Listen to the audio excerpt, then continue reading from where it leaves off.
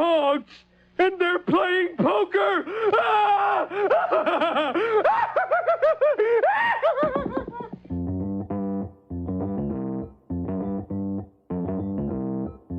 Live from Joe's mom's basement, it's the Stacking Benjamin Show.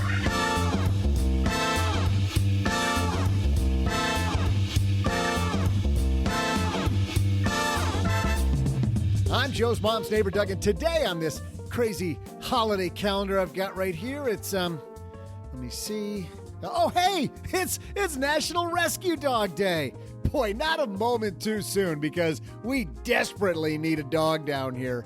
This cat just sits here staring at me, which is oddly both gratifying and a little creepy.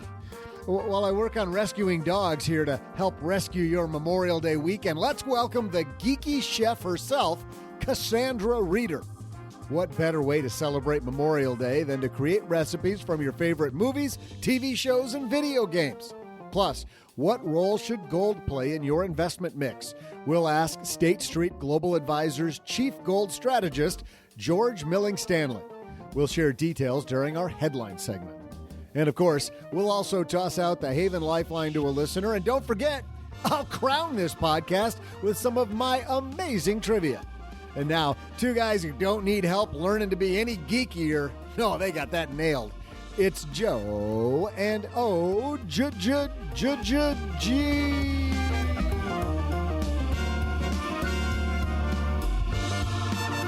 I can't believe Doug even saw me over here with my invisibility cloak and my +4 sword of podcasting. Hey there, everybody. Welcome back to Wednesday on the Stacking Benjamin Show. It is our Memorial Day lead-up week. I'm so super excited that we're doing that. I'm super excited about today's show, and I'm super duper duper excited that the level 17 magic user on this podcast, Mr. OG, joins us. Hold on, let me get my Pokemon cards out. No. Pokemon trading cards. Whoa. I was talking D&D. There's a line there, pal. We're nerdy, but not that nerdy. Come on. Okay. No, I don't know. I have no idea what you're talking about. I never did Pokemon cards. How are you? Perfect. You know, it is kind of sort of the last real thing that I have to do before I'm going to take a few days off. This is going to be an extended vacation. I'm taking 5 days off. I'm unplugging my phone. And, I won't unplug my phone because I don't have anything to do. So that would be stupid. But I'll probably answer my phone if anybody calls. So basically no vacation, but I'm going to pretend it is. That's what I'm going to pretend. Yeah, of course. Yeah. In your head. In my head, I'll be on vacation. Yes. The family circling around you. They're like, what's wrong with dad? Oh, he's on vacation. That's where that in-laws are in town. All sorts of fun stuff. Living the dream. Living the dream. And this is, by the way, not only Dog Rescue Day, but it's also the last day, as you know, that we're recording in the basement in Detroit. So yeah, it's hard to pack up a basement. My mother-in-law texted, they're traveling from Michigan. And she said, hey, I saw that if we are coming from Michigan to your home in Texas, the Texas thing says you have to quarantine for 14 days. So does that mean that I have to stay at your house for 14 days? And I sent her back and I said, well, that only applies to folks that are from Detroit. So you can leave whenever you want. Is that Southern hospitality at work? Is that what that is? Bless your heart. Yes. And hey, if you want to rent some other in-laws, head to Fiverr. Big thanks to Fiverr for supporting Stacking Benjamins. You don't go into Fiverr, OG, when you're looking for freelance talent and go, I need somebody to pretend like they're the quarantine police to kick my in-laws out. That would be good. Woo. What if you could hire them on Fiverr? Hello, sir. It is, it's been reported that you are harboring people from Michigan. They must be removed. That would actually be a really good prank to pull. I should think about that a little bit. I have met your in-laws. I wonder if they'd go for it. They would. I'll tell a story about their pranksterness later, maybe. That's great. But big thanks to Fiverr for supporting Stacking Benjamins. So easy to find freelance talent for your business or product. Don't waste any more time. Get 10% off in the service you deserve by going to fiverr.com and use code SB. We've got a great show today as we lead into Memorial Day. As long as we're at home watching movies, OG, we might as well have food that fits those movies, TV shows, and video games. And Cassandra Reeder is the Geeky Chef joining us. Going to be some fun grocery shopping happening for a lot of us for this upcoming holiday weekend. But first, we've got some headlines, so let's get moving. Hello, darlings. And now it's time for your favorite part of the show, our Stacking Benjamin's headlines. Our first headline comes to us from the CNBC Make It blog. This is written by Alicia Adamczyk. You can now use your FSA or HSA funds for over-the-counter medications and feminine care products. I'll use mine for over-the-counter medications. Yeah, I was going to say the two of us, we are not experts in feminine products, but this expansion, OG, as part of some of the changes in the rules this year, something I think people really need to know about. Alicia writes, if you have a health savings account or a flexible spending account, you can now use them for more qualified expenses than in years past. Thanks to the CARES Act, Coronavirus Aid, Relief, and Economic Security, you can use your FSA or HSA funds to buy over-the-counter medications without a prescription like Tylenol and other pain relievers, heartburn medication, allergy relief, and more for the first time since 2011.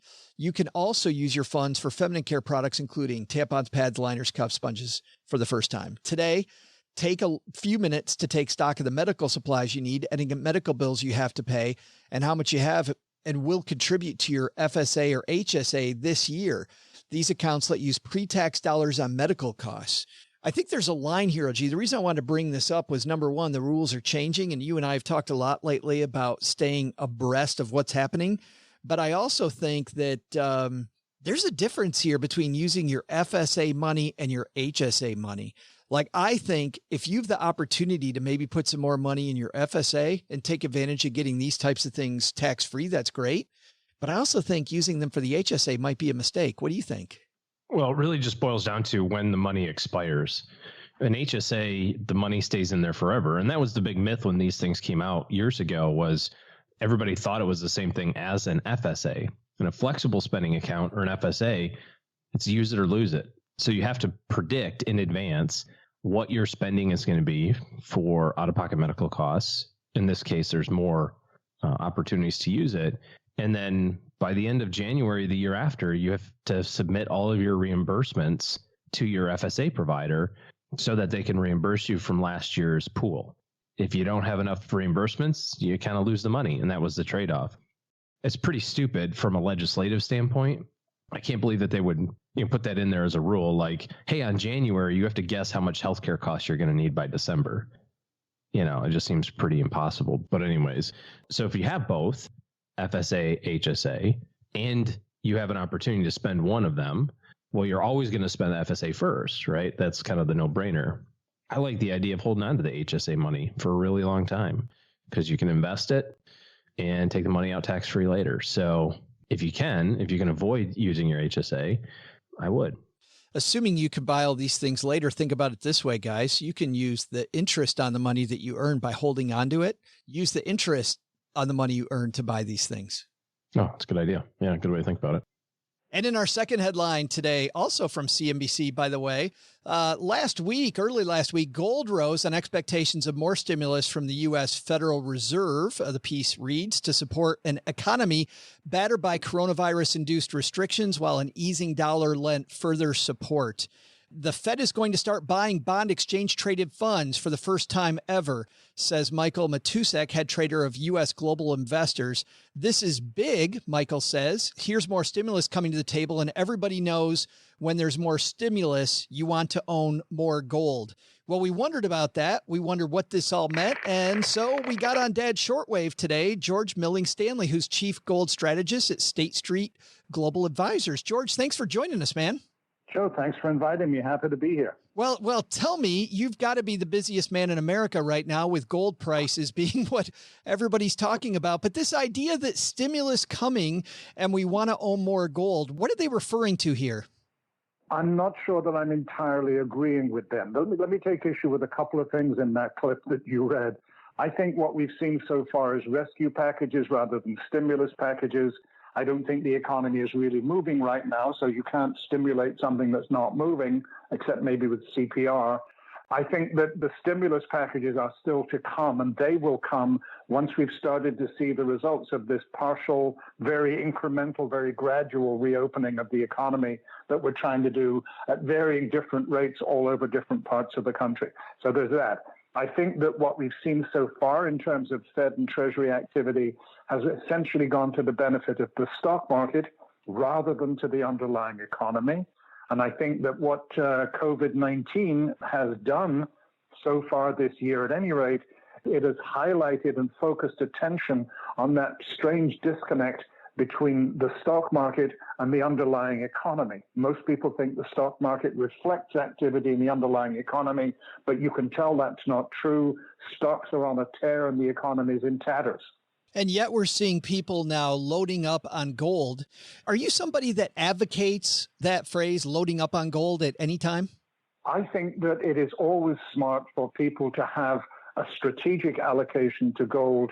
And there might also be people who are savvy enough and nimble enough to occasionally play a tactical game as well. But I think gold's benefits principally are as a strategic allocation, long term. It's been demonstrated that a small allocation to gold within the context of a properly balanced investment portfolio can improve the Sharpe ratio of the whole portfolio. That's really where I'm coming from. So I wouldn't call it necessarily loading up. And that carries the implication that what you're talking about is speculative activity, tactical activity. As I say, I think gold's benefits lie in its role as a long-term strategic asset.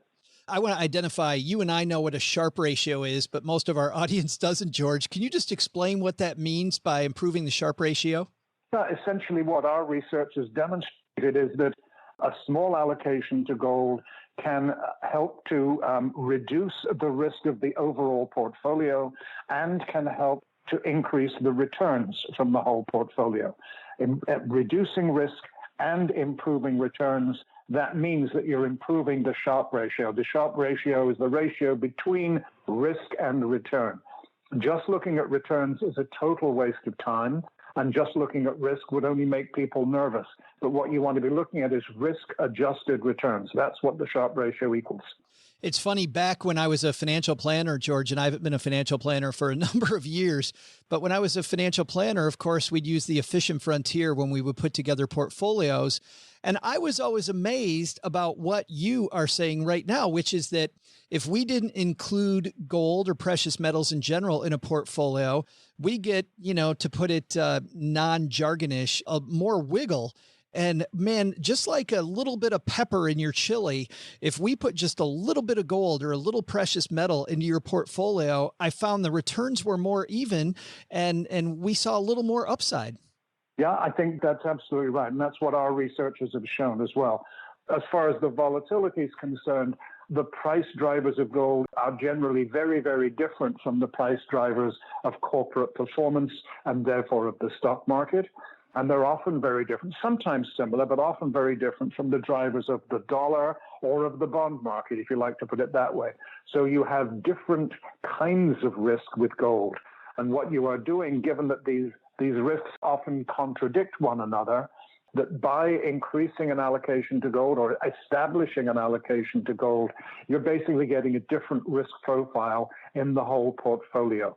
I think the strategic case is really based on four things, Joe, if I can talk about this. People talk about gold as not having a yield. Well, I accept it doesn't have a coupon or a dividend, but it does have a return in the form of capital appreciation. I tend to start most analysis of the gold market back in 1971, not because that's when I first wrote about it, that would be narcissistic, but because that's when President Nixon actually created the free market in gold for the first time ever by ending the automatic right of foreign governments to exchange their dollars for gold. We've had a free market for almost 50 years, and over that period, on a compound annual growth rate basis, gold has returned 7.75% a year. That's not too shabby for an asset that so-called doesn't have a yield. The other thing, I talked about different kinds of risk. Essentially, gold does not have a strong relationship to anything else in a typical portfolio, not stocks and bonds, not real estate, not commodities, not hedge funds. So it's offering you a level of diversification. It's spreading your risk. It's spreading your return. Gold's also a liquid market. Estimates of daily turnover in the global gold market range between $150 and $200 billion a day, which ain't too shabby. And the last piece, the final piece that I like best on gold, it has thousands of years of a track record as offering some protection against the unexpected, whether your unexpected incident or whether your tail risk, as economists like to call it, whether it's macroeconomic or geopolitical in nature. That's really, I think, the crucial argument. The literature suggests anywhere from 2 to 10% can be beneficial, but the literature also says if you are in a time of unexpected turbulence in markets or you're anticipating unexpected turbulence, it can make sound sense to double your allocation. Where you fit on that spectrum it depends entirely on the nature of the individual investor, because no two investors are really alike. People have different liquidity needs. People have different needs for income. People have different risk tolerances and so forth. So that's up to an investor to discuss with his or her financial advisor. To your point, George, we had a sliding scale, and it was all based on how soon you needed the money, what the goal was overall, when you're taking money from the portfolio, that type of thing. My last question is around how to buy it, because you talk about unexpected things coming up. Should I buy gold bars and keep them in mom's basement, or am I looking at maybe something on an exchange?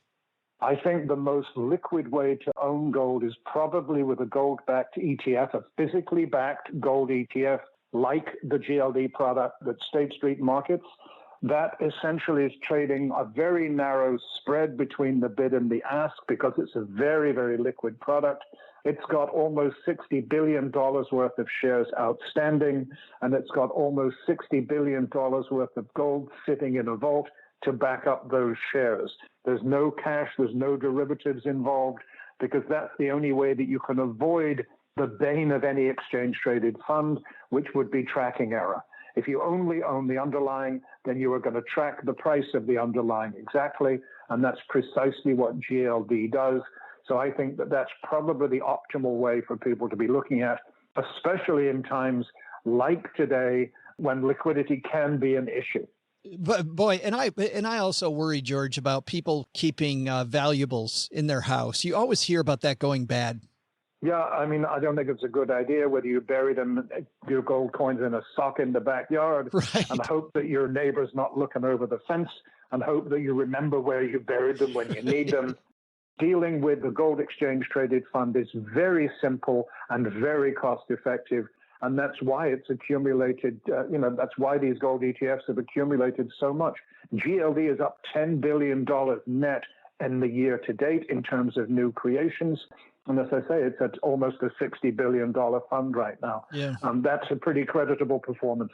Yeah, well, it is a very, very safe place, especially versus, as we were talking about, being out in the backyard. George, thanks a ton for hanging out with us and talking gold for a minute. Is there a place that you have State Street-wise, a URL that we can send people to where they maybe can get more information? I think probably the easiest place to get information about GLD and GLDM, the smaller product, the mini product, is at spidergoldshares.com. That's a website that contains a wealth of information, including a list that is updated every single day of all of the thousands of gold bars that actually back the GLD shares in issue, and contains a lot of very, very good investment research from our partners in this product, the World Gold Council. So spidergoldshares.com, SPDR goldshares.com is probably the best place to get your information. Awesome. And if you're out on the jog or walking your dog, I used to say commuting to work, George, but that was in the old days. We don't say that anymore. We'll have a link on our show notes page at stackingbenjamins.com. George, thanks a ton again for teaching us a little bit about gold. I appreciate it. Joe, thank you very much for the opportunity. I enjoyed talking with you. I look forward to doing it again sometime. Big thanks to George for stopping by. Oh, gee, I love what George says here about not loading up on gold, but like a little pepper in a chili can a little jalapeno in your in your salsa. Yeah. Really spice it up a little bit.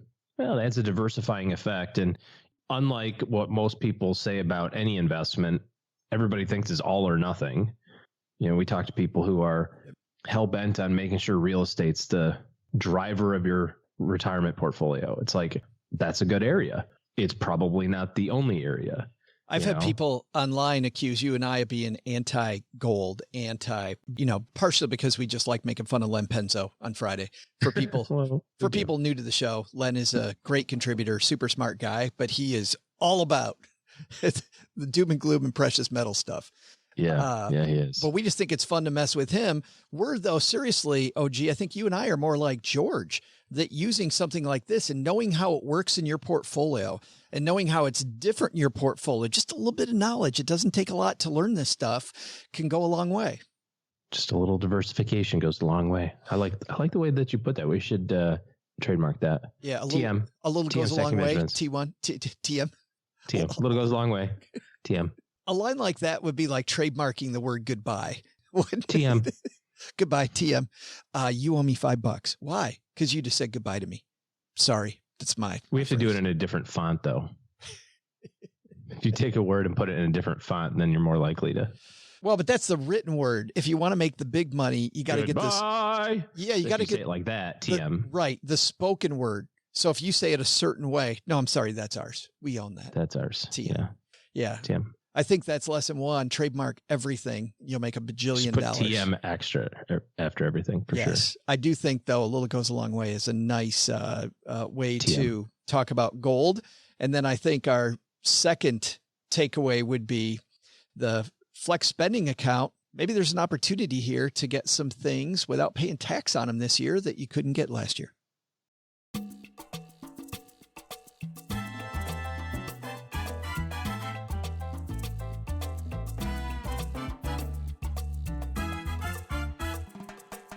Well, as a geek myself, I'm super excited about our next guest. Those of you that have been with us for a while know that whenever we come up to a big holiday weekend like Labor Day, or in this case, Memorial Day, OG and I love talking about food. There's nothing more fun on a 3-day weekend than thinking about food. 5. And what is, for you, that's right, 5-day weekend, sorry.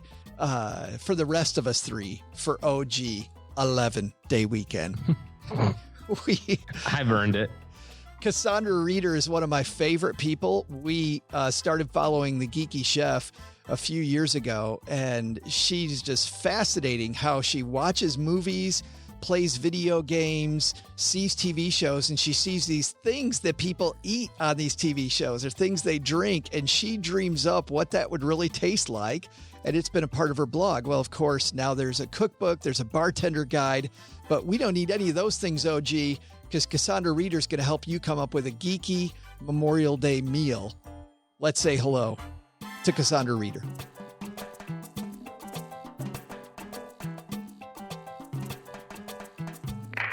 And here she is on my dad's shortwave. It's our new friend. The Geeky Chef herself is here. Cassandra Reeder, how are you? I'm great. I am so happy to meet you. And I'm wondering this. So for me, I like to listen to video game podcasts. I don't get to play video games as much as I'd like to, but I'm picking up a controller a little more often than I used to with coronavirus because I'm at home so much. I'm playing more board games than I usually do. I'm known for playing board games, so that's not new. I'm watching more Netflix, more stuff on TV. I'm wondering, what does the Geeky Chef do during a coronavirus outbreak? Me and my husband have been playing Resident Evil 7 in our free time. That's what we've been doing. I heard that is incredibly scary. Is that true? Oh my gosh. Yeah, really scary. And we're accustomed to scary games. It's kind of our thing, where we did the whole Silent Hill franchise. We did all of the other Resident Evils and anything you could think of. But this one's pretty good. Yeah, it's got me freaked out. How far along are you? We're towards the end. At least I feel like that. Cinematically, it seems like it's near the end. It's got to be fun having a husband, too, that you can play geeky games with. Oh, my gosh. Yeah. I don't know how spouses who don't both play video games function, honestly. We're both addicted. And then TV-wise, what are you guys watching now? We're doing a rewatch of Breaking Bad, and we're also watching Westworld. I have never watched Westworld, and it's a series that everybody tells me that I would love. It's really breathtaking, especially the first season was just really strong. And I have like a sort of penchant for artificial intelligence stories. So it's really cool that way. That just reminds me of that movie that came out a few years ago where the guy goes into the mountains, Cassandra, and they're making like a machine. They're making he's Ex Machina. Yes. Yes. That's scary. Talk about scary. That was a very intense movie. Yeah. Isn't Westworld kind of like that? A little bit of Ex Machina meets Battlestar Galactica, where you've got people who are AI, but they don't know do they know they're AI or not? They do not. And it's got a little bit of, it is Michael Crichton originally a film. And so it's got a lot of Jurassic Park in it too, actually. I read something recently that Battlestar Galactica is getting a reboot. By the way, I don't know if you saw that. I did not. Yeah, how That's about interesting. Another reboot. I know, right? And then a reboot of the reboot, right? Yeah. How did you get your start when it came to combining geekery and cooking? Because I'm just imagining you one day going, you know what? I keep seeing all these awesome recipes. Somebody should put these two together. Did it start with the website? Yeah, then that's almost exactly how it went down. I was playing Legend of Zelda, Twilight Princess, and in that there's a soup that I was like, there's got to be a recipe online, and there was not. And I was like, you know what? I've been doing this sort of thing my whole life, so I think I'm the person to start this. And that's what I did. That's really cool. When it comes to food, you know, there are a lot of people listening that 2 months ago had no interest in cooking, that today are intensely interested because they're home all the time and they're sick of eating the same thing over and over. When did your love affair with food start? Oh, very, very early. And it's kind of a familial passed down generational thing where everyone was always cooking. So it was right from the start. I would say my first fictional recipe I made, and I made my brother help me when I was about 5 or so, was the tree star from Land Before Time. We made a little like tree star cookie. That's awesome. That was my start. And did it taste good? It was okay. Yeah, nothing to write home about the look. Well, you have something in here too that looks really cool from Serenity. You've got the bar that there was a commercial for, I noticed, and it's all these different colors. You use like food coloring to make this cool oat bar. Do you sit when you watch these movies or these TV shows like Firefly and just look for food? I do, yeah. I mean, especially since I started Geeky Chef, I watch things in a very different way now, where I'm like, oh, can I make a recipe for that? It's got to I'm very vigilant. Well, and it's got to be wild now that that Disney has their new Star Wars land open. I would think that you had the blue milk recipe before they did. I'm pretty sure I did. Yeah, I'm pretty sure I did. And you should get a royalty. I did butterbeer before that happened. Oh, did you really? Yeah. Yeah, I think if I were your agent, I'm just saying, I might collect a royalty or two. You could make out well there. You have been nice enough to help us with Memorial Day coming up this weekend.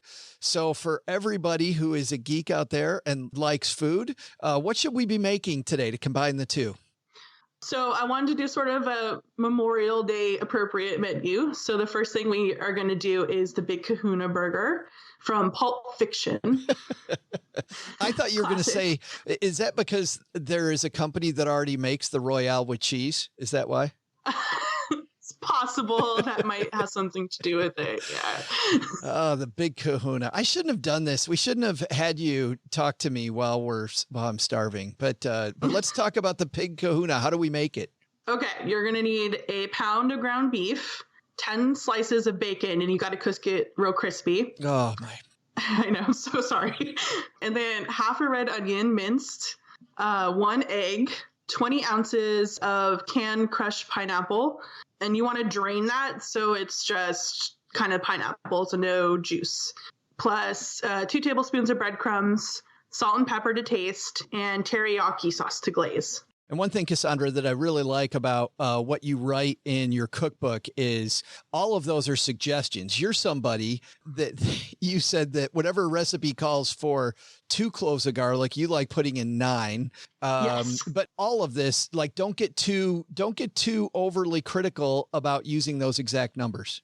That's so correct. And I actually had to adjust my thinking when writing a cookbook because I'm very much like a just toss it in sort of person. So I had to think about things very differently. But yes, recipes are suggestions and you should always experiment with them. I love it because it makes it more fun. I'm a guy that used to always, I would freak out if I didn't follow the recipe to the T. And now I'm completely like you. And I don't know about you, but I like tasting some of the, I mean, not the raw burger, but a lot of the things, like if I don't know what the spice is, I like tasting it now. So I kind of know what it's going to do. Yes, that's very smart. And you should do that a lot. If you don't know what it's going to be like, if you don't know the texture or the taste, always taste it first before you use it, unless, it's raw. Don't do that. Do not do that. You didn't hear it here. All right. So I got my ingredients. Where do we go from here? Okay. So you want to heat up a grill, which you're going to be doing on Memorial Day, probably. But you can use a skillet too if you don't have one. And then in a mixing bowl, you combine the ground beef, bacon, onion, eggs, the pineapple, breadcrumbs, and the salt and pepper, basically everything. So I've got the bacon. When I've got those 10 pieces of bacon, I've crunched them up like bacon bits now? Yeah, exactly. Okay. And then out of all of that, you form 6 to 8 patties from the mixture. It depends on how big your bun is. And then coat each patty with the teriyaki sauce. And then you grill or fry the patties on both sides to the desired doneness, is what I said. So that's like up to you if you want it medium rare or, if you like it a little more burnt, you can do that as well. I want to ask you about that because we were talking to Frankie Chalenza from Struggle Meals. I don't know if you know him, for Labor Day last year. And he was talking about the two schools of thought when it comes to hamburgers, right? There's the flip it once, and then there's flip it over and over and over. Which camp are you in? I'm someone who can't leave things alone, so I definitely flip more than once. I have to see what's going on the other side, and I flip it over. Well, but it's interesting because he was a flip it over and over guy too, where I had always heard before that, just flip it once. But he even said it's juicier when you flip it over and over and over. That's awesome. I just do it because I'm weird that way. But Perfect. All right. So now it's done. I put it on the bun. Well, before you do that, you want to glaze each one with more teriyaki because you want more of that sort of sweetness. And then you top it with a slice of cheese so the cheese melts on it. And then you can start assembling your burger, essentially, however you like it. And you don't have to, you can do it whatever you like, but if you want it to look more like the movie, you kind of want to be very minimal because it's a very simple looking burger in the movie. And then at that point, I go turn on Pulp Fiction and I watch a bunch of people get killed. Why? Yeah. Why? Enjoying a tasty burger. Yes.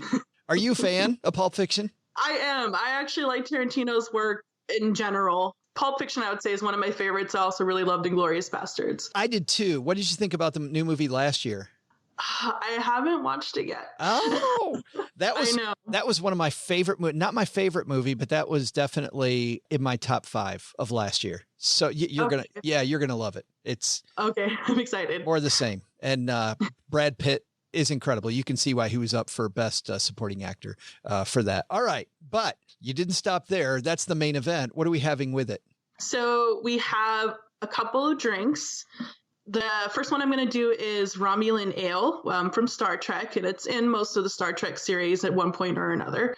You'll know it as like the very brightly blue colored drink. Which one are you a fan of more, Star Trek or Star Wars? Oh, I'm 100% a Trekkie, very much a Trekkie over Star Wars. So have you already watched the new Picard? I have, yeah. I haven't got, because, it's a whole nother platform, getting the CBS platform, but worth it? Good? I don't want to get too much into it. It's very good. I had some problems with it, but I was just so happy to see that crew again, because as an 80s, 90s kid, that was my crew. That was my Star Trek crew. So it was so cool to see them all again. It's got to be then like a warm blanket for you, right? Yes. Yeah, no, Star Trek TNG especially is like my comfort food sort of deal. If I'm upset, that's what I'm watching. That's awesome. Okay, how do we make it? So we have 2 ounces of overproof white rum, and that's going to be super strong. So if you want to do less than 2 ounces, that's also okay. You want 1 ounce of blue curacao, or curacao, I think it's curacao. Yep. And then 1/2 to 1 ounce of fresh lemon juice, some ice cubes, and 3 ounces of chilled ginger beer. So I paid my way through college as a, wedding DJ and doing these dances and stuff. And it was one of like 3 jobs I had. But we got this bar and nightclub magazine that just, I don't know how we got on the mailing list, but it was a free industry rag that came to my house. There was a drink in there called a Blue Motorcycle that sounds almost exactly like this. But I'll tell people then, assuming that it is very much the same, here's where I think Romulan ale ends for me. My brother and I, 2:00 in the morning, hugging and crying in the parking lot of the apartment building that I lived in. And I have no idea why. So if you're partying like the Romulans, it could get a little weird, Cassandra. Yes. And we have to note that this drink gave Worf a hangover, and Worf is a Klingon, so that's pretty intense. Yeah. Have you served this at a party before? I have, yeah. It went over pretty well. And also similar things happened towards the end of things. It tastes great. It tastes fantastic. Does. Yeah, you don't know how dangerous it is because everything covers up that overproof white rum. So. Yes, absolutely. But definitely a little goes a long way. But then for people that don't want to party like a Romulan, what do you got? We have the Noble Pursuit from The Legend of Zelda, the newest one, Breath of the Wild. In that game, that essentially is made with what looks like a watermelon and lavender. So it's sort of a watermelon lavender punch that I made.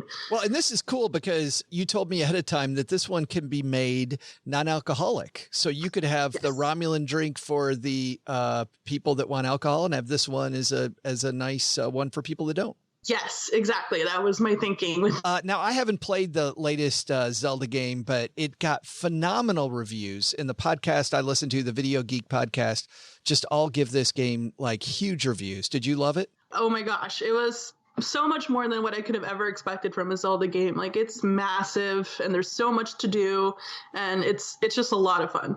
I still remember my brother playing the top-down first Zelda ever, where, you got to figure out which part of the bushes is where the hidden thing is. So you're trying to go into every single bush to see if there's actually a hidden passageway there. I don't know if you played the very beginning one. What, on the Nintendo?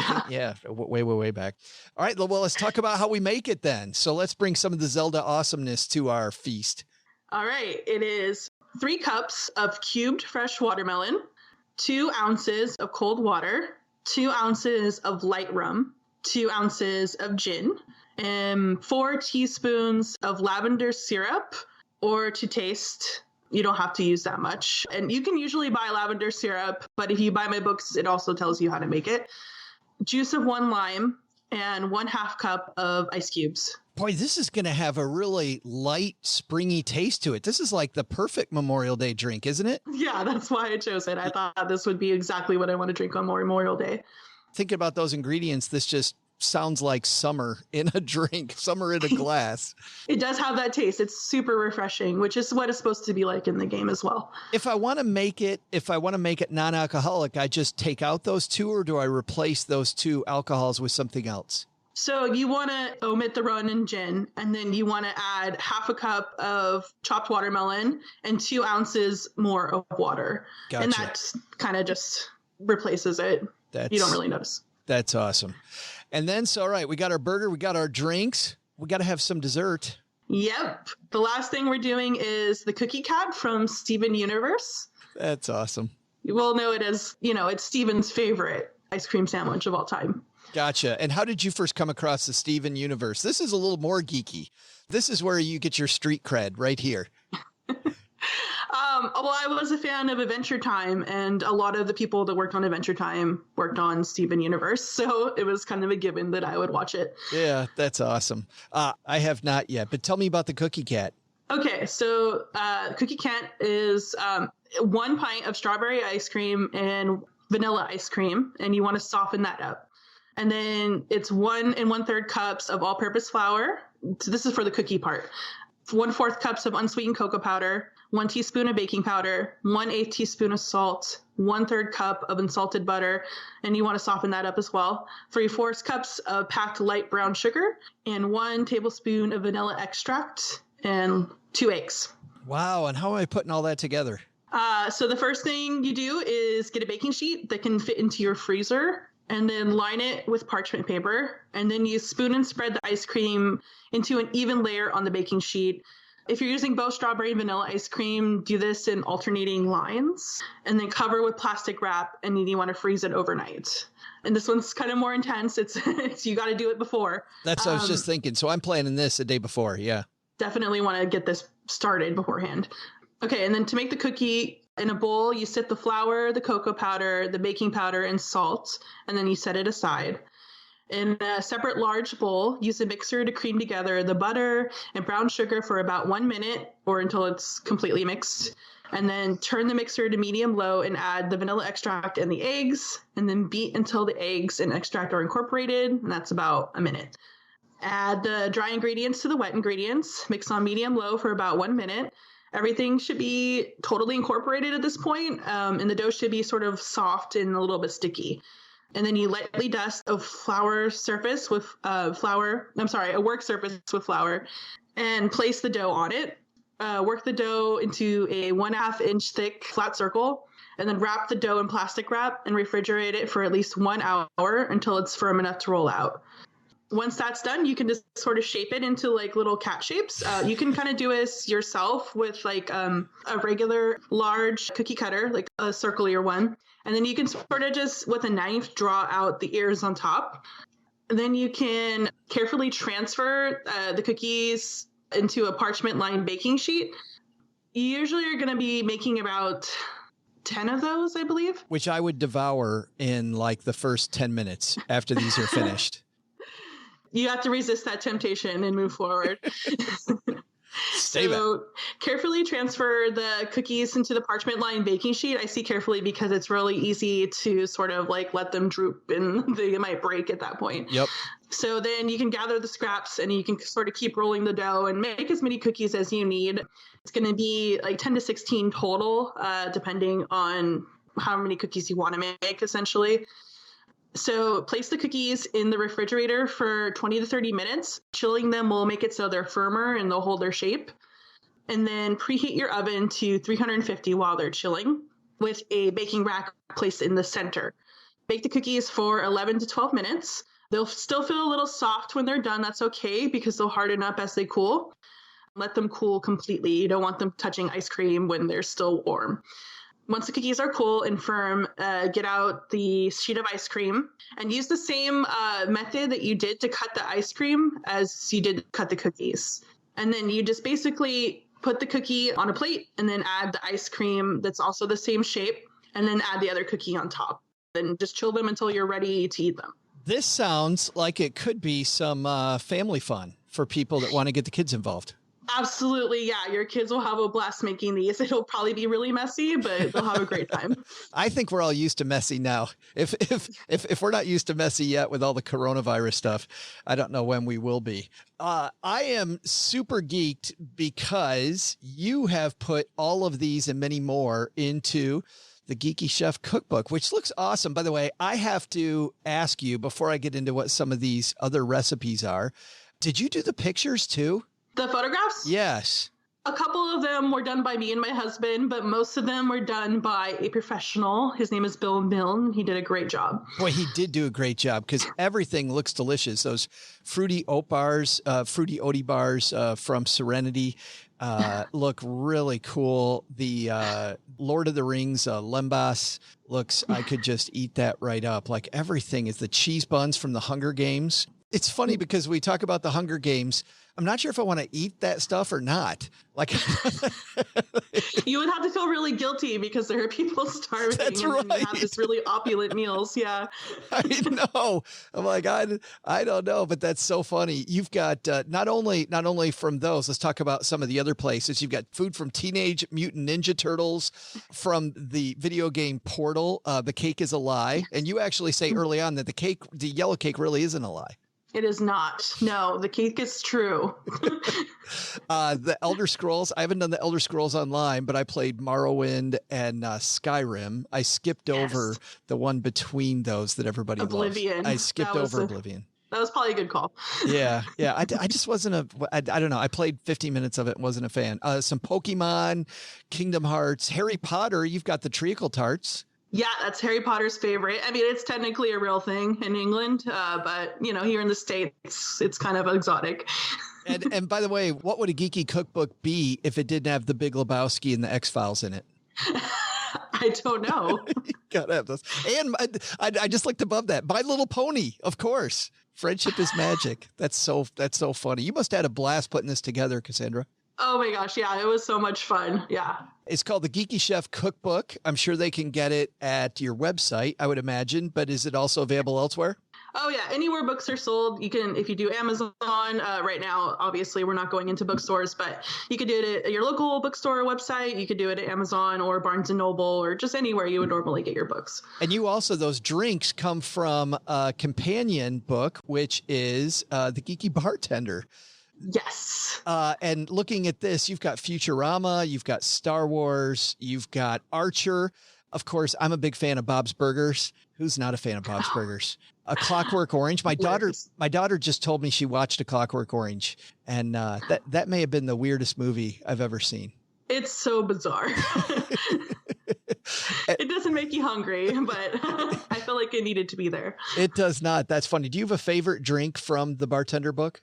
Oh, I mean, I think I've already done it. I really love Romulan Ale. Yeah. And I really love Chateau Romani as well from Majora's Mask, one of the Zelda games. Oh, that's funny. I was just looking too. I played Monkey Island when it first came out. And of course, you've got Grog. Oh my gosh. Monkey Island was in my formative years. That was kind of like my geek defining game. That was my game. So I had to include it. I was very adamant. They actually wanted to cut it, my publishers. So I was like, no, that's not happening. You can't do it. Yes. You should have had a drink from Star Buccaneers in here. If you have a suggestion, let me know because I'll put it on the site. That's very funny. Speaking of the site, you always have new stuff coming out. What's happening at the Geeky Chef? I'm working on a Witcher recipe right now. Hopefully I'll be done with this soon. It was supposed to be a long time ago, but things got in the way. So that should be coming pretty soon. That is awesome. And we'll link to both the cookbook, the bartender's guide, and the website on our show notes page at stackingbenjamins.com. Well, thanks for helping us make Memorial Day a bunch more fun, Cassandra. I really appreciate it. Thank you for having me. Hey, dog-loving trivia fans. I'm Joe's mom's neighbor, Doug, and I've been totally agonizing over this decision about rescuing a dog. Quarantining has made the lamest place on earth even lamer, like that's possible. And boy, a dog would really spice this place up, So I looked at the dog pictures on the rescue website, and I couldn't decide. They all look so friendly, and they all need my help. So I said to myself, here's what I said. I says to myself, you know what? Screw it. I'm just going to do it. I'm just going to go right ahead and adopt them all. I mean, like all of it, because it is National Rescue Dog Day after all, isn't it? So I called up the place and I said, bring them all over to me right now, right here, right now. So, all right, dogs, all 13 of you are on your way over to spend a great life with the amazing Joe's mom's neighbor, Doug. We're going to have the bestest time ever. Hey, you got nothing on me, Sarah McLachlan. I mean, maybe they're going to ask me to make some commercial someday. I can just hear it now. It's, I will remember you. Oh, that guy's got a great voice. Wow, I hope he sings some more. All right, the dog people should be outside just right about now with my new friends. But while I'm greeting the van, you should think through today's trivia. The question is, what is the most popular dog breed in the U.S.? I'll be back faster than you can woof. Labradoodle. If it's Labradoodle, I will be just so excited. I see him everywhere. It's about time for the Labradoodle to finally get its rightful place at the head of the pack. I want to know who thought up a Labradoodle. Like, this would be a good idea. You seriously think it wasn't Doug? I mean, Doug's upstairs right now getting a bunch of dogs and bringing them to the basement. So, you know what we're going to need? We're going to need some dog trainers. You know where we go for online help, OG? We head to Fiverr. That's where we go.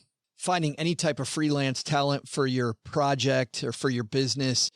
can be difficult. Sometimes you got to quickly pivot. Like I think we're going to have to now in the next probably 2 minutes is important to meet your goal, or maybe an unexpected obstacle occurs, making it impossible to meet your deadline with the size of your current team. So where do you go to find that on-demand right now talent? How much will it cost? How can you be certain they'll deliver?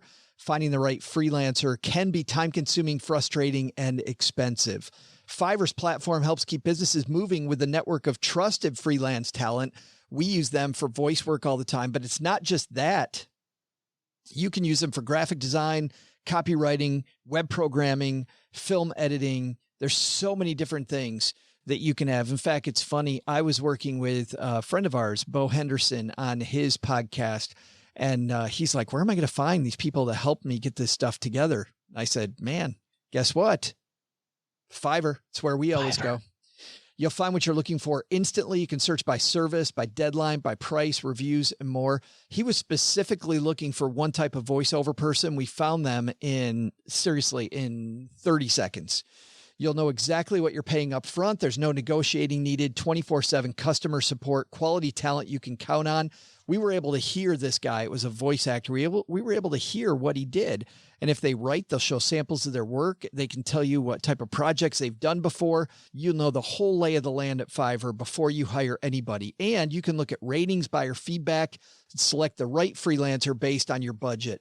I have to say, I can't think of a time with Fiverr where I've been disappointed in the end product. And it's purely the way that I'm able to sort and find the right person that makes it so simple and makes me so sure that the job's going to get done well. So check out Fiverr.com today and receive 10% off your first order by using the stacker code SB. It's super easy. You can find all the digital services you need all in one place at Fiverr.com, code SB. Again, Fiverr.com, code SB.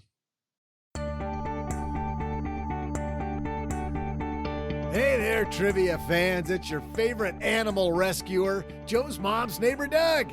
And I might have overdone it, adopting 13 dogs. Whoa, hey, Spot, get off the table, man. Come on. Whoa, Rex, not on the board games. Come on, man. Whoa, that was Joe's favorite. And whoa, Roscoe, do not, Roscoe, don't. Not on Joe's computer. Rusty and Scooter. No, get off of there. Hey, that's your brother, Brody. Don't do that. All right, well, yeah. And all the other dogs are chasing Cooper the cat around. That part's actually pretty cool, actually. Oh, man, Joe's mom's totally going to kill me. After all those snakes got out of the cage during National Snake Appreciation Day, I am totally screwed with that lady. While I figure out a way out of this pickle, here's today's trivia answer. The question was this: what's the most popular dog breed in the U.S.? Now, if you guessed the French Bulldog, while very trendy with all the Gen Zs and their beards and man buns and tattoos, and you successfully guessed the fourth most popular breed in America. Oh, but what about the German Shepherd, you say? That's probably the winner, right? Yeah, no, that would be number 2. Dose, I tell you. But if you guessed the Labradorian Retriever, give yourself a doggy treat. Cleans your teeth right up. Now, I better go retrieve some dogs before I get shepherded to the pound myself by Joe's mom. See ya! Stop. Get down. What the? No. Don't lick there. What? How can that be everything the dude touches? What's that line from the movie Wall Street? If Doug owned a funeral parlor, nobody'd die. It just... Yeah. Oh. He tends to go a little overboard from time to time. Well, and there's nothing wrong with rescuing dogs. I think it's fantastic. I think I mean, But all of them? Yeah. Like, okay. By the way, something that I know what he's going to say. He's going to say, oh, how do you eat an elephant? One bite at a time. So we just do one dog at a time. And I did 400. Well, and I got to tell you, I didn't know where this was going to go, but I did know from and you knew too, that this was going to be National Dog Rescue Day, and Doug was all excited that we were going to do something fun. But even though that was a little too far, I have to tell you, I got this cool email right at and this is going to sound like we planned it, and I am dead serious. We did not plan it. It's the first OG you're hearing about this, but I got this cool email from Trevor, who listens to the show, who's with the ASPCA. How about that? Isn't that cool? And he asked me, he said, and I even told him, I said, what great timing. Of course, now he's going to hear the show and he's going to turn us into the, is there like dog protective services? I hope not. I hope not either, because this may end poorly, and I hope not. But anyway, for those people that don't know what the ASPCA is, that is organization helping protecting animals. You can donate at aspca.org. But the reason he reached out to me, OG, is, and I want to talk about this for a second, that there's sometimes financial advisors that have clients that are wondering about charities to be involved in, charitable organizations to be involved in. Here is another very worthy cause. And I found, by the way, when I was a financial planner and I started looking for a charity to get involved in, and because I'd have clients ask me, they're like, you know some good organizations. And I thought, I don't know. Like, I seriously don't. I felt bad that I didn't have any real strong feelings about anything. But you know what I did? I went out and I got involved at that time with the Arthritis Foundation, another fantastic organization. And it was through the process of actually getting my, quote, hands dirty by getting involved and going to meetings and helping them put on events and stuff that I then got passionate about it. So anyway, Trevor had just written me right after we knew that this day was coming. And I said, well, it's amazing. And I'd love to talk about you on the show. But if somebody's a financial advisor out there and wants to talk about worthwhile charitable causes with him, shoot me an email. At first, I was going to just give Trevor's name and email on the show. And I don't think I'm going to do that. You get bombarded with 7 emails from our listeners. Right. Both listeners. Basically, you don't want him to know how few people listen to the show, or you shoot me an email if you're a financial advisor, and I will get you hooked up with Trevor, who you can help some people find a great organization, and he can help people too. So, all right, cool. Yeah, people helping people. It is great. Hey, let's throw out the Haven Lifeline, OG, and tackle some of life's most important questions. Our friends at Haven Life Insurance Agency, they put what you value first. I'm going to say at this present moment, no offense to y'all, but this is kind of what's between me and a leisurely 3 or 4 or 5-ish days soaking up some rays in the sun. Right now, I value the expediency at which our podcast runs the last 10 minutes. He's going to answer this question very quickly, folks. I can tell. Correct. It's your loved ones and your time, and you want to spend time with your loved ones. That's what you're trying to say. And also myself. It's exactly what you're saying. It's why they made buying quality term life insurance actually simple, is for that reason, OG. You don't want to spend a lot of time in the application. You want an instant coverage decision. You want affordable prices. You want a policy that's issued with a parent company, Mass Mutual. It's more than 160 years old. You don't want to wait several weeks for a decision. You know where you go. You head to StackyBenjamins.com/Haven Life now. Bam. And you'll get that free quote. You're underway, and you're celebrating Memorial Day weekend earlier and with family and having a great time. StackyBenjamins.com/Haven Life. Today, we're going to throw out the Haven Lifeline to Georgie. Hey, how's it going? I'm Georgie from Los Angeles. I haven't really listened to Stacking Benjamins. I'm from Money Tree Investing Podcast. I listened to that from 2014, heard like the first 120 episodes while I was driving in my car. But I just remembered, I don't know if it was you, Joe, who said it, but by the way, huge fan and one of my earliest influences on getting into investing. Anyways, I remember you were talking about gold, and I think it was your quote that gold is 6 times more volatile than the market. I was trying to find like sources for that, and I couldn't find the original episode because I'm being called out in the YouTube comments, and I couldn't find that original source to like defend that statement. Any help or insights, or if you expanded that since then, or maybe gold isn't as volatile as it was back then. But yeah, let me know anytime, and thanks for everything that you do. Ultimately, the question is gold 6 times more volatile than the market, and what sources can back that up? Thanks. And I did try Google, and it was a labyrinth. Always try Google first. Georgie calls the wrong number. Let's get this straight. He calls the wrong number. Hey, I don't listen to the show, and I want to ask you a question. I don't listen anyway. to you guys, but might I borrow some of your time? And, Absolutely. The good old days. Like good old days. Fantastic use of my time and yours. Since you're not going to hear the answer, I guess it doesn't freaking matter much what I say or you say, Joe, because he'll never know one way or the other, I think. The old days when I was on the Money Tree Investing podcast, and that whole cast is different people today than it was then. I think only my friend Miranda is over there, but Linda is gone and Doug is gone. Whole different group of people.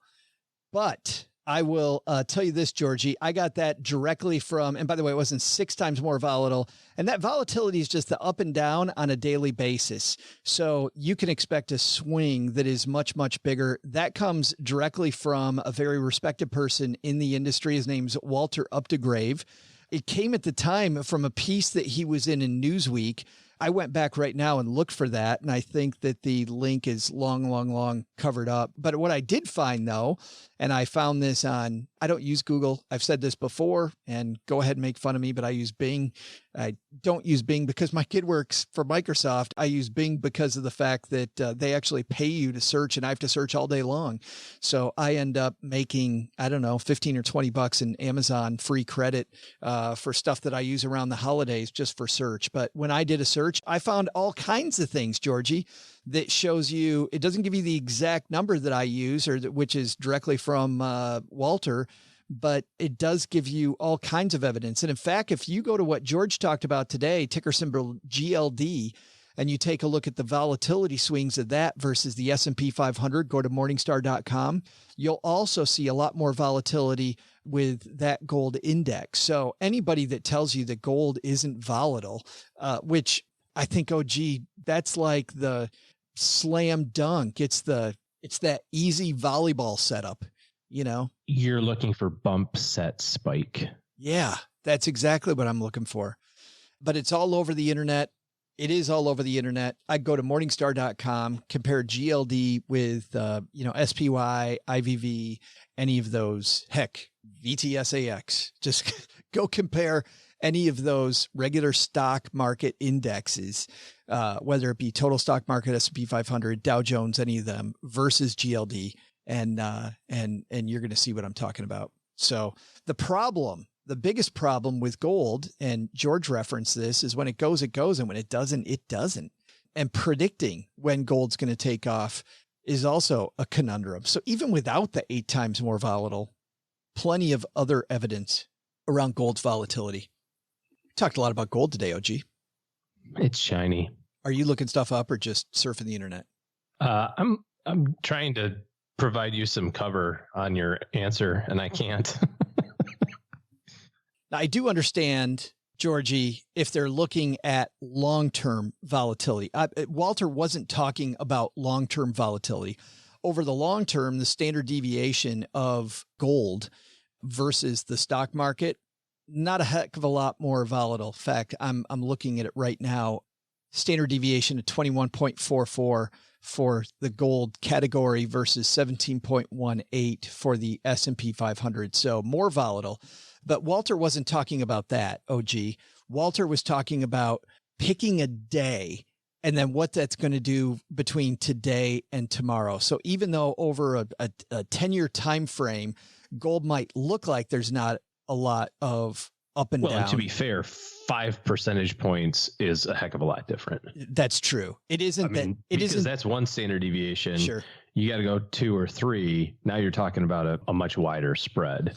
But yeah, on the daily basis, it's even more crazy. Yeah, you still don't get to the 8 times that Walter was talking about. Walter's talking about on a single day, what are you going to see from gold? And that's specifically where I got it. Maybe we can debate 8 times. I just got it directly from Walter. Very smart dude. Loved following him back in the day. I haven't seen Walter lately. Hope he's doing okay. Well, for somebody who doesn't listen to the show, I'm putting about as much effort into the answer as he puts into listening to our show. So I looked at some daily and monthly price volatility of individual stocks and compared the S&P, for example, which has a price volatility of 3 compared it to a stock that is a precious metal stock, and it was 21. Yeah. Over that same period of time. So that's, the idea of volatility is hard for people to use that word and kind of consider what it means. I would think the word variability sounds better.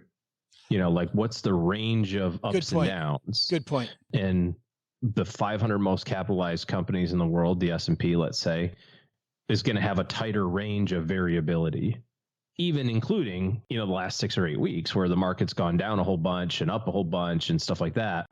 Yeah, those individual days were a little crazy, but, you start averaging them out over the course of, annual returns or monthly returns and stuff like that. And it's not as bad.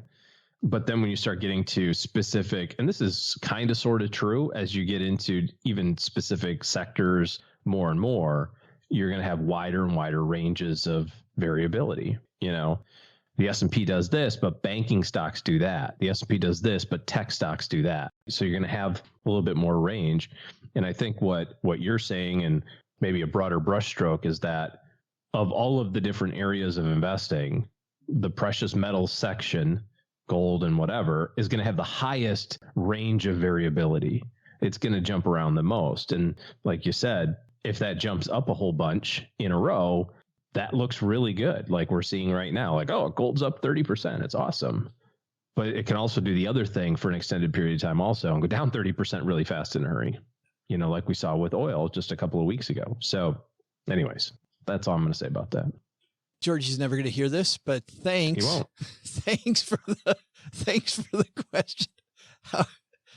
I love answering questions but you know what? I wanted to take Georgie's call today because we don't talk about gold a lot. So between Georgie and George, I think we got our gold fill for the next 6 months or longer. Would you like to ask us a question? Head to stackingbenjamins.com/voicemail to do that.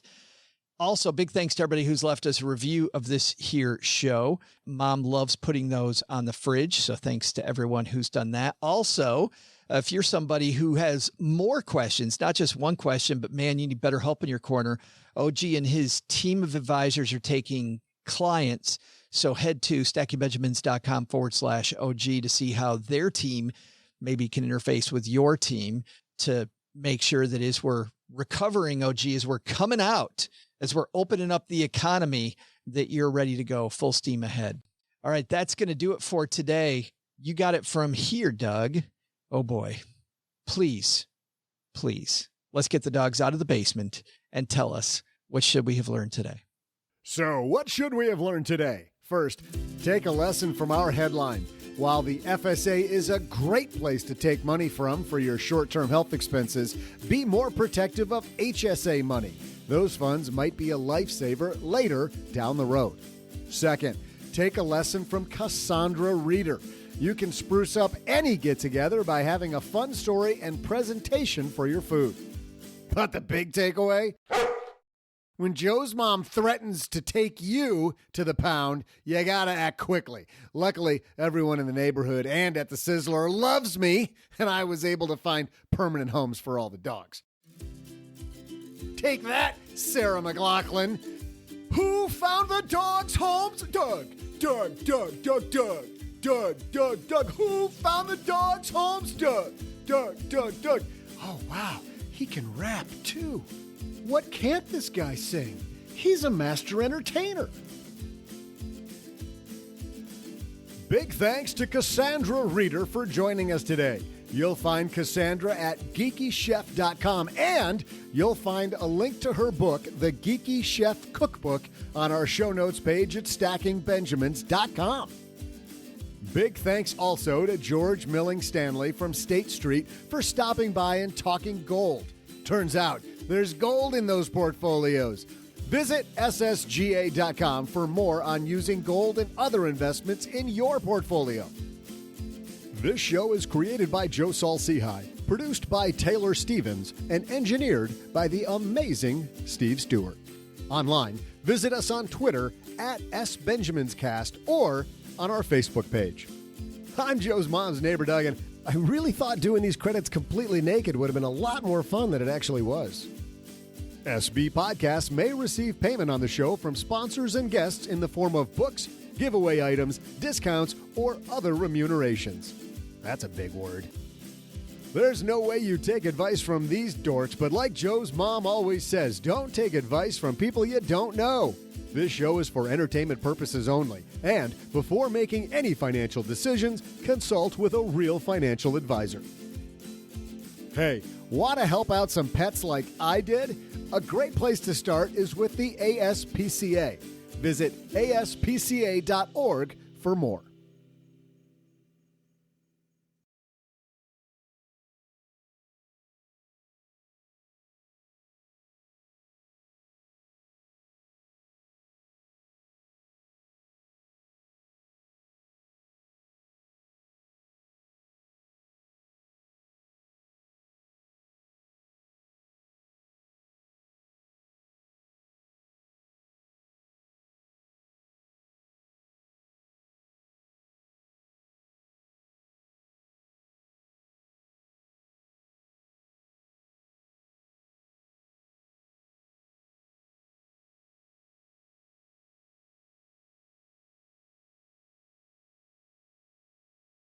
When I was younger, and I don't know if I was dating my wife or if we were married already, but my wife's family has a cottage in Michigan that we visit and used to visit quite frequently when we lived in Michigan. And now we just spend a few weeks there in the summer.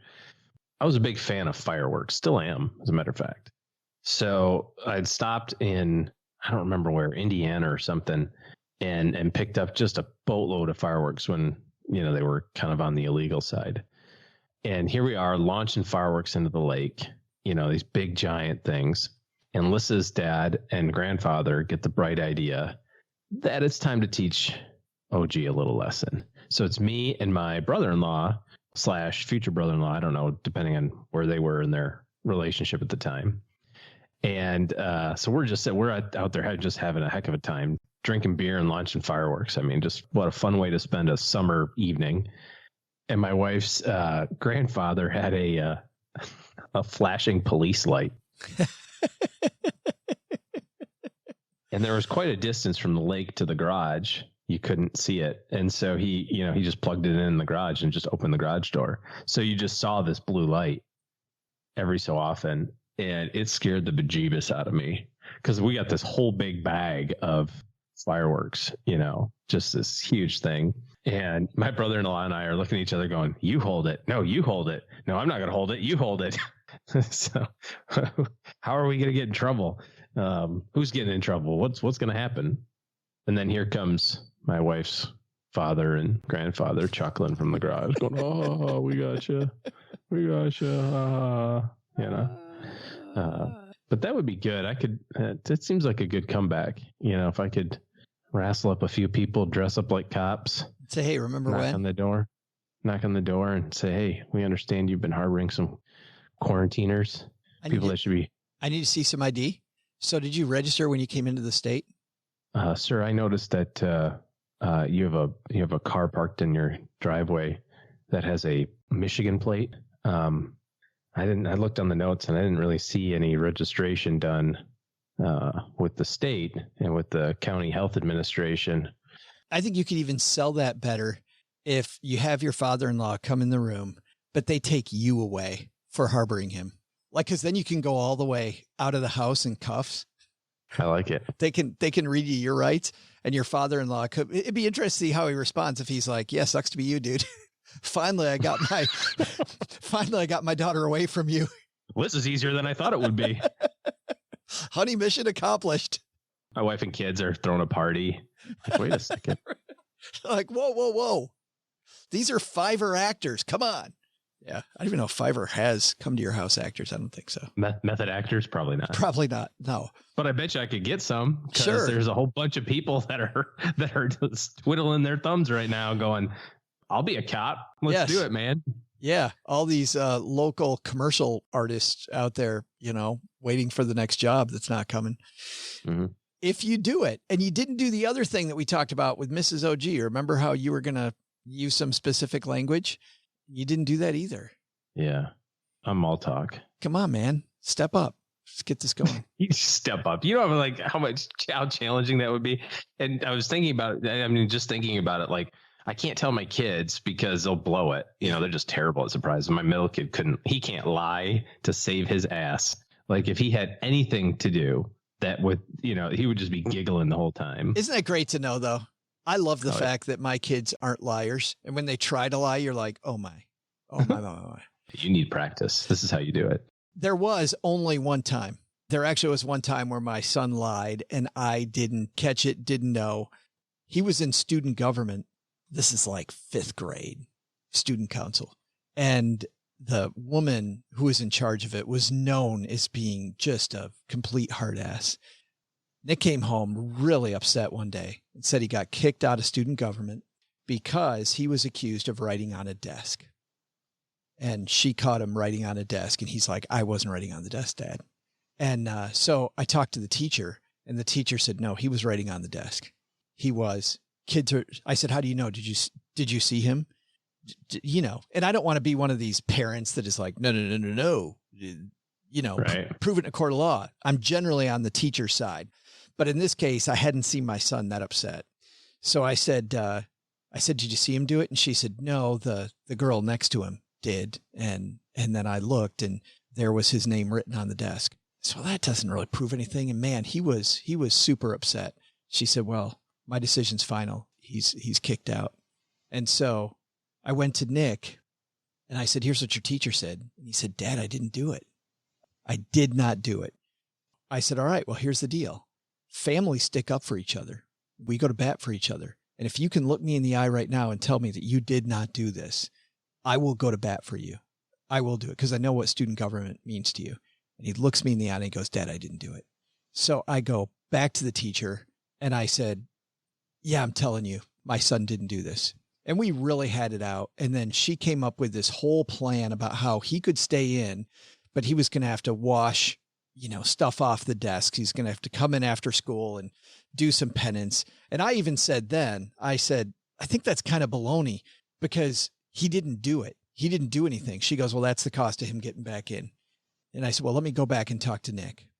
And so I go back and I told Nick what the price was going to be of him getting back in to student government. And I said, but I'll keep fighting, man. If you didn't do this, families fight for families. If you didn't do this, I will fight for you. You'll fight for me. And he goes, Dad, I didn't do it. So I go to bat for him again. Anyway, I've taken him to school the next day and out of the blue, he starts bawling. And I said, what? I have gotten him absolved of everything, right? Gotten it all completely erased from his record. Kid starts crying his eyes out. Like, Nick, what's going on? Yeah, I wrote on the desk. Like, all you had to do was tell that to me ahead of time. Because now I look like a dumbass. Mm-hmm. And so do you. You just took down your entire family, Nick. You took us all down. Now I'm going to go back to your teacher and I'm going to tell her that, you know what? You were right. And then he said to me, he's like, no, Dad, no. I mean, we just got everything reversed. You don't need to do that. I'm like, nope, that's not what a real man does. Yeah. That would violate rule number 1. If you ask any of my kids what rule number 1 is, they know. I could get them in here right now and go, what's rule number 1? And they'll say, don't make Dad look like a bad parent. That's the only rule. Because he already is. So I will not have other parents judge me. That's my family rule. It was so bad. And he ended up, and rightfully so, kicked out of student government. Yeah. And by the way, and he had to wash all the desks. Yes. And he got a spanking for lying. And he got his mouth washed out with soap for being I don't know about all the child abuse stuff, but I can go with the first couple there.